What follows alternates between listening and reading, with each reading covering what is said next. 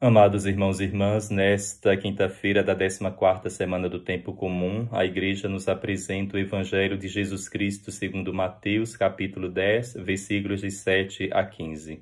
Naquele tempo disse Jesus aos seus discípulos: Em vosso caminho anunciai, o reino dos céus está próximo. Curai os doentes, ressuscitai os mortos, purificai os leprosos, expulsai os demônios. De graça recebestes, de graça deveis dar. Não leveis ouro, nem prata, nem dinheiro nos vossos cintos, nem sacola para o caminho, nem duas túnicas, nem sandálias, nem bastão, porque o operário tem direito ao seu sustento. Em qualquer caso, o povoado onde entrardes, informai-vos para saber quem ali seja digno. Hospedai-vos com ele até a vossa partida. Ao entrardes numa casa, saudai-a. Se a casa for digna, desça sobre ela a vossa paz.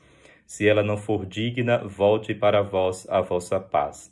Se alguém não vos receber nem escutar vossa palavra, saí daquela casa ou daquela cidade e sacudi a poeira dos vossos pés. Em verdade vos digo, as cidades de Sodoma e Gomorra serão tratadas com menos dureza do que aquela cidade no dia do juízo. Palavra da salvação. Queridos irmãos e irmãs, nós vimos ontem Nosso Senhor chamar os apóstolos e hoje eles são enviados. Jesus chama os apóstolos para que estes fiquem com ele, ou seja, tenham intimidade com ele, aprendam com ele. Eles foram como que preparados, exercitados na escola do Mestre e agora são enviados como embaixadores. Eles falam em nome de, no caso, em nome de Cristo. Por isso que os apóstolos são uma extensão da missão de Jesus. Quem vos recebe, a mim recebe. É por isso que no Evangelho Nosso Senhor vai dizer a vossa paz, a vossa palavra. Então, se vos receberdes, então, desejai para aquela casa a vossa paz. E essa paz é uma extensão da paz de Cristo. Eles levam a mensagem do próprio Cristo. Eles não pregavam a sua mensagem, o seu evangelho, mas a verdade de Cristo. E qual seria o conteúdo dessa mensagem? Primeiramente, Nosso Senhor diz, anunciai que o reino de Deus está próximo. Então, o primeiro anúncio é o reino de Deus, que chegou com o Messias. Foi São João Batista que primeiro pregou acerca da proximidade do reino dos céus.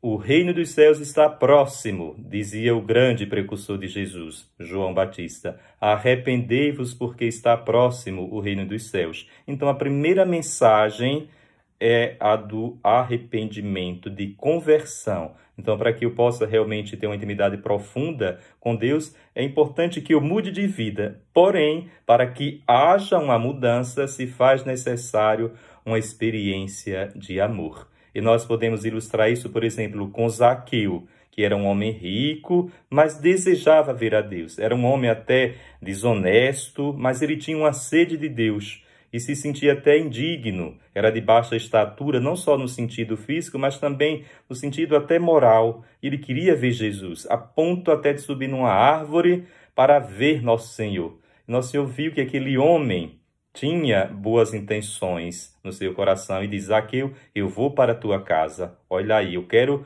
fazer refeição contigo. Fazer refeição significa intimidade, significa se deixar amar e amar. Então, é a partir justamente da experiência de amor que Zaqueu tem com Cristo, Cristo que o amou primeiro, que ele vai se dispor agora até doar parte dos seus bens para os pobres. Então, se você deseja que as pessoas ao seu redor mude, ame-as, ou seja, transmita a paz de Deus, transmita o amor de Deus. Talvez hoje muitas pessoas não estão convertidas porque nós apenas pregamos moralismos. Nós queremos que as pessoas mudem sem nós nos mudarmos diante delas e sem, sobretudo, nós as amarmos. Por isso que a primeira mensagem que o apóstolo deve anunciar é a própria vida dele. Não é à toa que Nosso Senhor vai colocar o modo como se deve pregar. né? É na disponibilidade, na solicitude, na doação total, na pobreza, ou seja, na fé, na providência divina. Não leveis 2 túnicas, não leveis bolsa, ou seja, confiai totalmente em Deus. Então, a mensagem do apóstolo é pregada primeiramente pela vida. Então, as pessoas olham ali uma pessoa despojada, uma pessoa que depende totalmente da providência de Deus, que não está interessada apenas em carreirismo, em dinheiro, em teres, poderes, etc. Então, as pessoas veem ali um homem que realmente procura a Deus, ou uma mulher. Eis aí o evangelho ambulante. Então, nosso Senhor, ele primeiramente quer que o discípulo seja transformado, seja totalmente dependente do Senhor.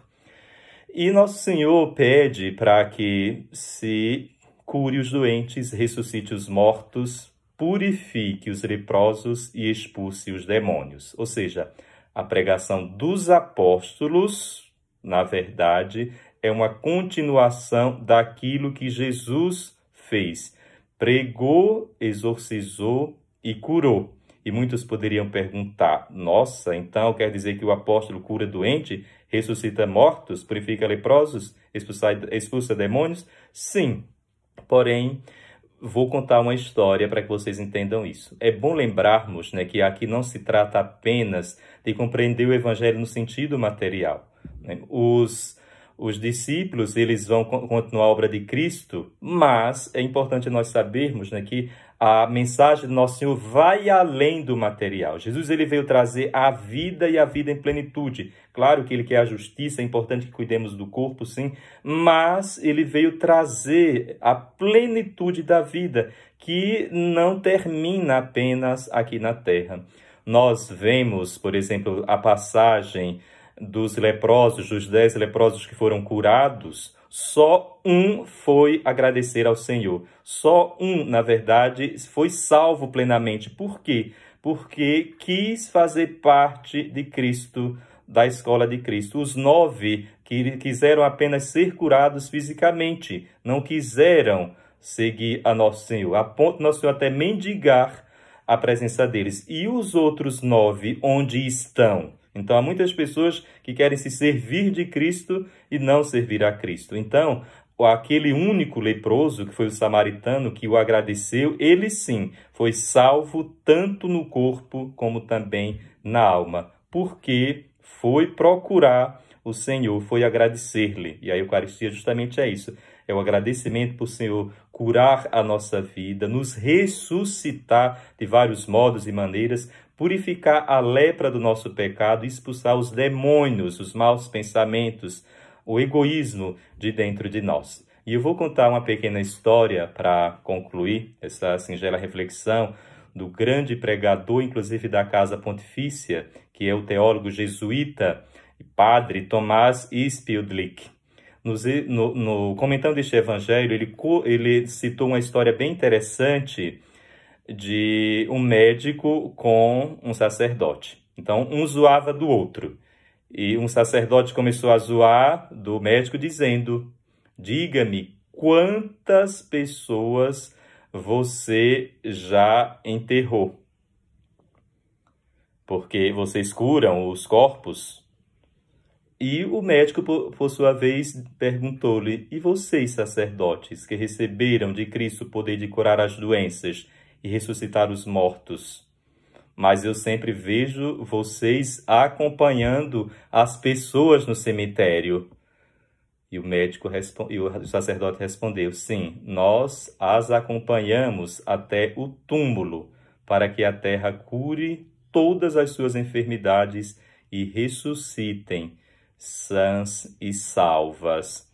Sim, a nossa mensagem é esta, cuidar do corpo, sim, curar, mas sobretudo essa cura há de ser a cura espiritual. Quando se cura o homem na sua inteireza, abrange-se também o físico. Talvez a doença física nem seja totalmente curada ou curada, mas o importante é que aquela pessoa, mesmo trazendo no seu corpo as marcas da cruz de Cristo, possa ser sinal da sua ressurreição. Louvado seja nosso Senhor Jesus Cristo, para sempre seja louvado.